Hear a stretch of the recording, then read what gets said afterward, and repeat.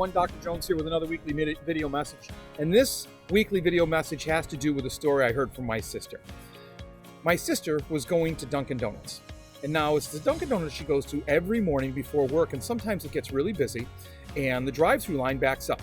And now that happens, but this Dunkin Donuts in particular has kind of an awkward setup with their drive-through, so that if the drive-through is too long and you want to get out and go inside, you have to cut across this line that's stacked up. Now the whole idea is to not wait in the line, but it creates another line out onto a busy street because it gets so busy. So my sister the other day was going to this Dunkin Donuts. The line is there. She's waiting to cut across the line, but the line's not even moving to open up a space for her car to drive through. Well, suddenly it moves, but then the person next pulls up in front of her and doesn't let her cut through, which kind of frustrates her. Not gonna lie, it frustrates a lot of us. We've all been there.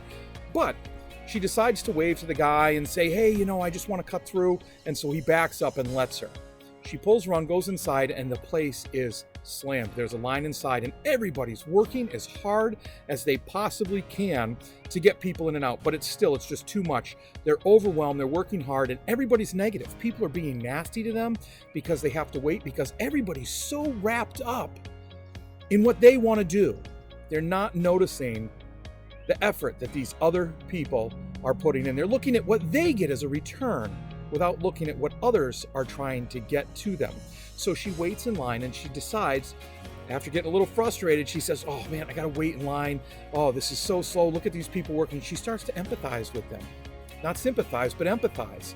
And when she gets up there, she makes a conscious decision. She decides that instead of being negative, she's gonna buy the person behind her their breakfast. So they got something a little small. They get out before her, and she said the person came up to her while she was still waiting for hers. And they thanked her and said, you just made my day. And they smiled. And so as she left, she made another conscious decision. This is what I want you to focus on. She made another conscious decision to say very loudly for all to hear. She said, thank you to all of the workers. Said, I know you're working hard. I know you're trying your best. I really appreciate you getting me my breakfast this morning. And she instantly watched them look up, and a look of gratitude on their face, a look of happiness on their face. And then as she made her way out, she noticed that people started to talk nicer. People in her area on the inside of the restaurant, they carried themselves a little more upright and a little happier. So the point is this: look, we've all been there. We've all been there where we're frustrated.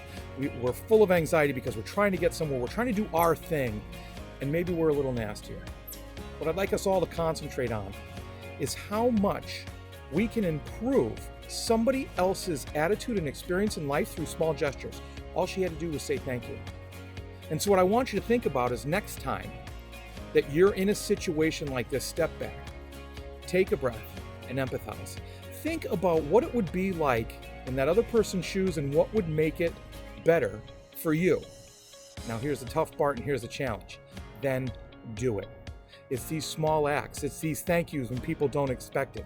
It's when you see somebody at a drive-thru maybe, and you ask them how they're doing before you place your order. Take those moments, pause, be that bright piece of somebody else's day.